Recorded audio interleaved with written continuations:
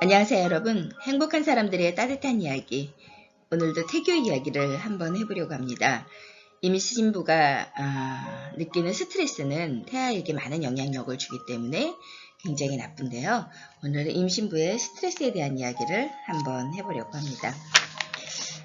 스트레스로 인해서 임신부의 신체에서 발생되는 모든 변화는 태아에게도 발생될 수 있다는 겁니다. 스트레스 없는 생활, 이것이 곧 태교의 근본이라는 걸 우리 잊지 말아야 되는데요. 임신부와 태아에게 스트레스가 없는 것, 이것이 모든 태교의 근본이 됩니다.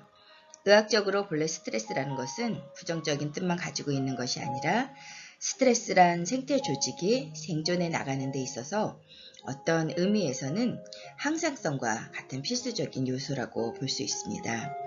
스트레스에는 상해, 출혈, 심한 질환 등에 의한 물리적인 스트레스가 있는 반면 공포 등의 정신적인 스트레스 또한 있습니다. 재미있는 것은 물리적인 스트레스이건 정신적인 스트레스이건 조직에서 받아들이는 항상성의 과정은 상당히 유사하다는 겁니다. 그렇다면 항상성이라는 것은 무엇일까요? 인간을 비롯한 모든 동물은 의학적으로 이러한 과정을 통하여 생존이 유지되고 있다고 합니다. 항상성의 쉬운 예를 들어보면 우리 몸에서 혈당이 높아진다면 췌장일에선 인슐린이 분비되어 혈액 내의 당분을 분해하여 혈당을 낮추게 되는데요. 즉 세포에 여러 가지 자극이 가해졌을 때 그 자극에 대항하는 반작용이 생겨서 그 세포가 계속 생존할 수 있게 해주는 것입니다. 이러한 항상성이 없을 때, 즉 혈당을 낮추는 인슐린의 분비가 없을 때 혈당은 지속적으로 높아지고 결국 당뇨병으로 진행되기 때문에 각 신체 부위에 손상을 가져오는 것입니다. 여기에서 스트레스라는 것은 곧 혈당 치마를 의미하는 것은 아닙니다. 단 인슐린을 분비하게 하는 적당한 혈당치인 것인데요. 예를 들어보면 사람이 물을 마시면 왜 소변이 마려운지 아십니까? 그것은 몸의 수분이 너무 많다는 신호가 뇌로 전달되기 때문이라고 합니다. 그 신호에 의하여 소변의 상성을 억제하는 호르몬인 항인호 호르몬이 분비가 낮아지기 때문이라고 합니다. 결국 몸속의 수분이 소변으로 배출되는 것인데요. 여기에서 스트레스라는 것은 몸에서 많아진 수분의 양이라고 보면 됩니다. 단 항인호 호르몬의 분비를 억제할 만한 적당량의 수분 양이라는 거죠. 반대로 혈당이 낮아지거나 또는 수분의 양이 적어진다면 이러한 항상성은 역시 반대 방향으로 작용하게 됩니다. 신체의 균형을 이루게 하는 것이죠. 이론적으로 우리 몸에 적당량의 수분과 혈당이 유지되지 않는다면 우리 몸은 며칠을 견디는 게 힘들다는 겁니다. 그러나 실제로는 몇 주까지도 버틸 수 있는 것에 이러한 스트레스에 대한 항상성이 존재하기 때문이라고 보면 됩니다.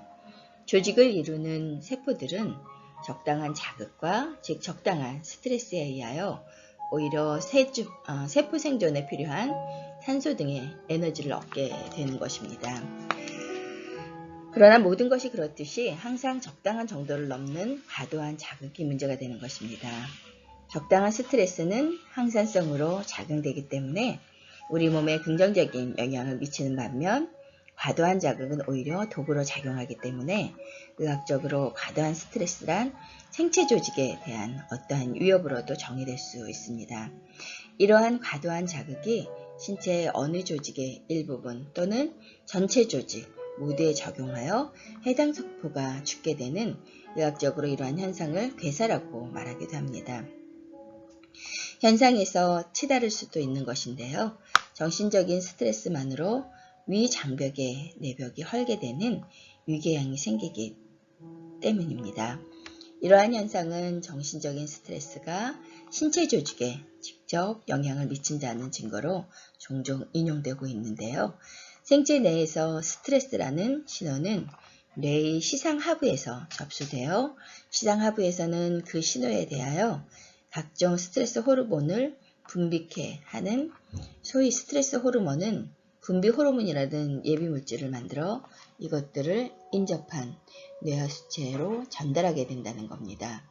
뇌하 수체에서는 비로소 각종 스트레스 호르몬을 관장하는 부신 자극 호르몬을 분비하여 이 호르몬이 신장 위에 위치하는 부신으로 전달된다는 겁니다. 이러한 과정을 통하여 결국 부신에서는 스트레스와 관련된 각종 호르몬을 분비하게 되는데요. 이러한 호르몬은 혈관계를 통하여 신체의 각 부위에 신속히 전달됩니다. 우리 몸의 구석구석에 혈관이 분포하기 때문에 스트레스가 결국 호르몬이라는 전달 물체로 바뀌어 혈관이 존재하는 신체의 모든 조직에 영향을 미치게 되는 겁니다. 정확하게 설명은 했지만 간단하게 요약해보면 임신부의 스트레스는 임신부의 부신에서 스트레스 호르몬을 분비하게 하고요. 이렇게 분비된 스트레스 호르몬은 거의 모두가 태반을 통하여 태아에게 전달이 됩니다. 임신부의 신체에서 혈관이 연결되는 모든 부위에 스트레스 호르몬이 전달되기 때문에 태아도 예외가 아닌 것입니다. 스트레스로 인하여 임신부의 신체 각 부위에서 발생되는 모든 변화가 태아에게도 발생될 수 있음을 꼭 기억하는 게 중요하고요. 스트레스만으로도 위궤양 또는 암이 발생된다는 사실을 생각하면 이는 예산일이 아닐 것입니다. 스트레스가 없는 생활, 이것이 모든 태교의 근본이 되는 이유가 여기에 있다는 것입니다. 그리고 여러분, 두 번째는 스트레스는 태아의 뇌의 성장을 막고 있는데요. 태아에게 있어서 산소에 가장 민감한 부분은 뇌입니다. 결국 스트레스는 태아 뇌의 발달에 직접 또는 간접적인 영향력을 주기 때문입니다. 스트레스는 태아의 어떤 조직보다도 두뇌 조직에 특히 영향을 주는데요. 이것을 이해하기 위하여 스트레스로 인한 신체 반응에 대하여 조금 더 알아보면 임산부 자신을 위해서도 필요한데 신체 반응에는 특이적인 반응과 비특이적인 반응이 있습니다. 특이적인 반응이라는 것은 일정한 자극에 대하여 항상 일정한 반응이 나타나는 현상입니다. 감염에 의하여 백혈구가 증가하는 것이 그 예인데요. 이에 반하여 어떤 일정한 자극에 대하여 다양한 반응이 나타나는 것을 비특이적 반응이라고 할 수 있습니다. 즉 같은 자극이라도 그 자극에 의한 반응이 서로 다르게 나타납니다. 이러한 비특이적인 반응의 대표적인 것이 정신적 스트레스로 인한 신체 반응입니다. 인체는 정신적 스트레스에 저항하여 다음과 같은 증상들로 나타나는데요. 우선 신체 각 부위의 혈관이 수축하여 결과적으로 혈압이 상승하고 호흡수가 상승하고 체온도 높아지게 됩니다. 전신의 근육의 긴장도가 증가하게 되며 장기적으로 혈액이 상선으로 변하게 되죠. 특히 오랫동안 지속되는 긴 스트레스가 문제가 되는 이유는 혈액의 산성 농도가 증가하게 되기 때문입니다. 혈액의 산성화는 그 혈관이 공급되는 모든 조직에 모든 영향을 미치게 되기 때문입니다. 상상 혈액은 태아에게 상당히 위험합니다. 이러한 현상을 의학적으로는 태아 곤란증이라고 하는데요. 이때는 자연분만이 아닌 제왕절개의 빈도가 급격히 늘어나게 되고 더욱 큰 일은 태어난 신생아에게도 여러 가지 장애를 초래할 수 있다는 사실입니다. 임신 시 임신부에게 증가되는 거의 모든 호르몬은 태반을 통하여 태아에게 전달이 되기 때문입니다. 좀 더 자세히 표현하면 태반의 육모혈관, 육모모세혈관이라고 하는 태아 혈액과 육모막 공간에 있는 모세혈액의 접촉으로 태아에게 필수적인 영양소, 산소 등이 태아에게 전달되는데요. 모체에서 비정상적으로 증가한 호르몬 등도 이러한 경로를 통하여 전달된다고 볼 수 있습니다. 물론 모든 물질이 태반을 통과할 수는 없는데요. 일반적으로 분자량 500이하의 물질은 태반을 통하여 쉽게 확산되기도 하는데요. 산소, 이산화탄소 등 물 등의 전해들은 여러 통로를 통하여 쉽게 이동을 한다는 겁니다. 인슐린, 스테로이드, 갑상선 호르몬 등도 태반을 쉽게 통과합니다. 그러나 그 통과 속도는 전해질에 비하여 늦은데 그 이유는 분자량이 다소 크기 때문이라고 합니다. 아주 큰 분자량을 가지는 물질은 태반을 통과하지 못하지만 분자량이 16만에 이르면은 면역 글로불린과 통과하여 태아의 면역계를 지탱해 준다고 합니다. 따라서 스트레스로 인하여 증가된 임신부의 아드레날린이 태반을 통과한다는 것은 쉽게 짐작할 수 있겠죠. 이러한 아드레날린은 작은 혈관과 태반 혈관을 수축시키고 결국 태아로 가는 혈액의 양을 감소시키게 됩니다. 태아이가 있어서 산소에 가장 민감한 부분은 뇌라는 거 아시죠? 따라서 스트레스는 결국 태아 뇌의 발달에 직접 또는 간접적인 영향을 주게 됩니다. 우리가 왜 임신부에게 담배는 태아에게 해롭다고 하는가 하면은요. 담배에 포함되어 있는 수많은 독성 물질과 더불어 더 중요한 이유는 니코틴이 혈관을 수축하기 때문입니다. 혈관이 수축하면 결과적으로 태반을 통과하는 혈액의 양이 감소하게 되죠. 더욱이 흡연하는 임신부의 혈액에는 산소가 부족하다는 사실을 우리가 알아야 되는데요. 산소가 부족한 임신부의 혈액에 혈관 수축까지 더해진다면 산소 부족은 더 심각해지기 때문입니다. 태아의 뇌가 신체에 비하여 큰 이유는 무엇일까요? 태아의 뇌가 할 일이 많기 때문입니다. 따라서 태아 시절의 뇌 조직은 다른 신체 조직보다 훨씬 중요하고 발육도 다른 신체 조직보다 빨리 성장하고 발육하게 됩니다. 이러한 중요한 시기에 산소 부족을 초래한다는 것은 결국 뇌의 성장에 심각한 타격을 줄 수 있다는 걸 알아가셔야 하는데요. 태아의 뇌 발달을 위해서라도 스트레스를 피하는 게 중요하고 주위 사람들도 임신부에게 스트레스를 줄 만한 일을 잠시 접어둬야 합니다. 임신부의 정신적인 스트레스를 흡연과 다름 아니기 때문에 스트레스, 흡연, 산소 부족 이 세 가지는 항상 결부시켜 생각해보는 습관을 가지는 게 중요하다고 봅니다. 이러한 습관은 태교에 분명 긍정적인 효과를 미칠 수 있기 때문입니다.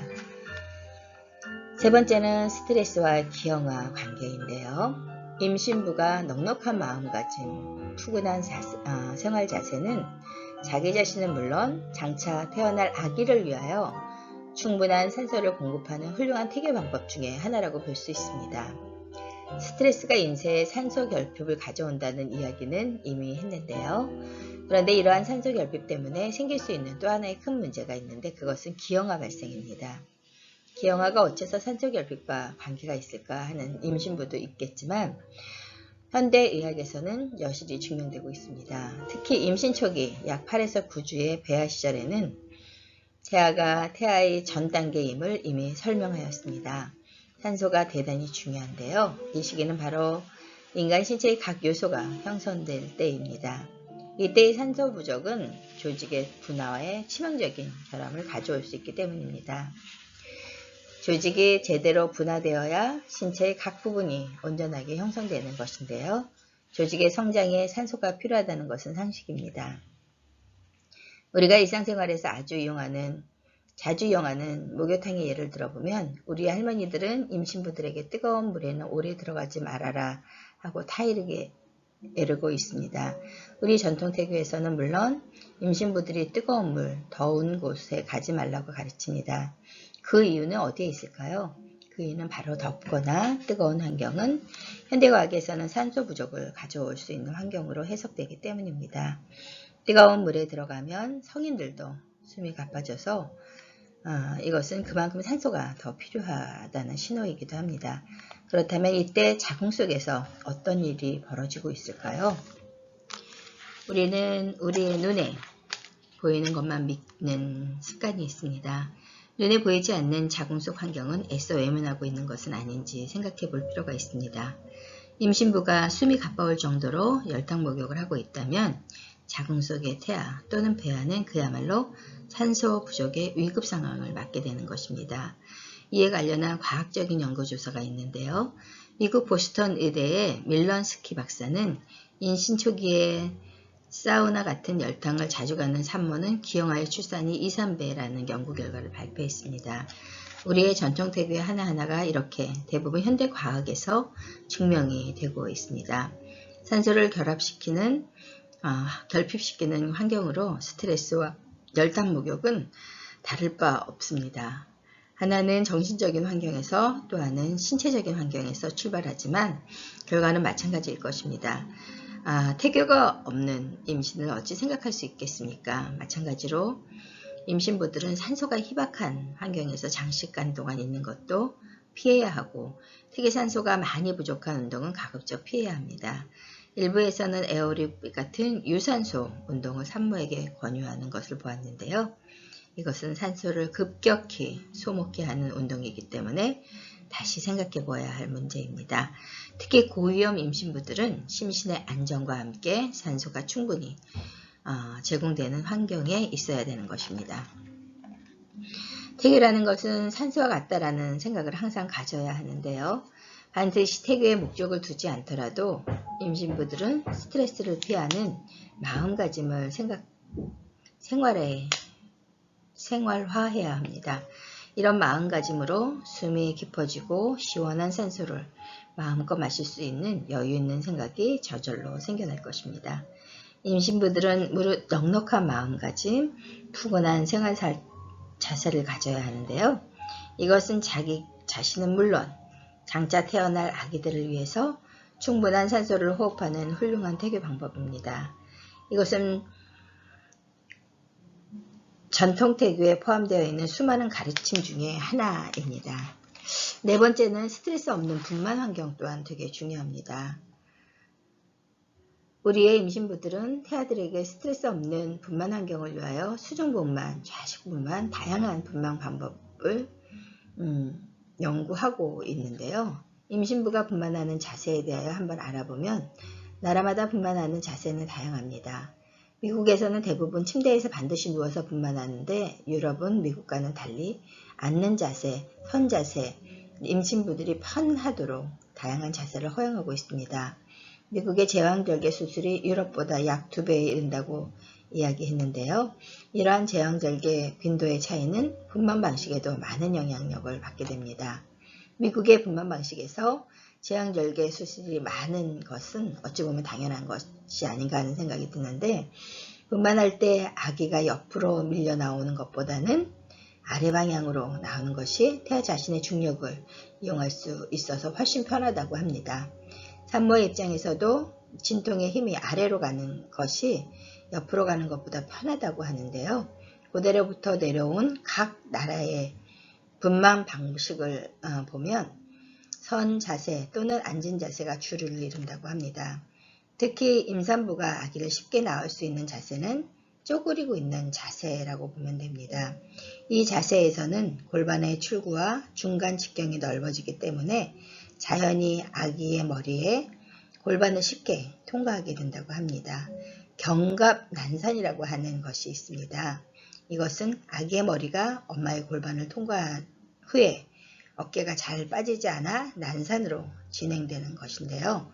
보통 아기의 머리는 자신의 신체에서 가장 큰 직경을 가지기 때문에 머리가 통과한 다음에 대부분 나머지 신체는 골반을 잘 빠져나오기 마련입니다. 그런데 당뇨병이라든지 기타 아기의 체중이 무거운 경우에는 간혹 어깨가 걸려서 문제를 일으키는 경우가 있습니다. 이것을 견갑 난산이라고 합니다. 이러한 경우의 해결 방법으로 산모의 양쪽 허벅다리를 산모의 배 쪽으로 힘껏 당겨주면 대부분 견갑 난산은 치료가 된다고 합니다. 이것은 다름이 아닌 쪼그리고 앉은 자세를 만들어주는 것인데요.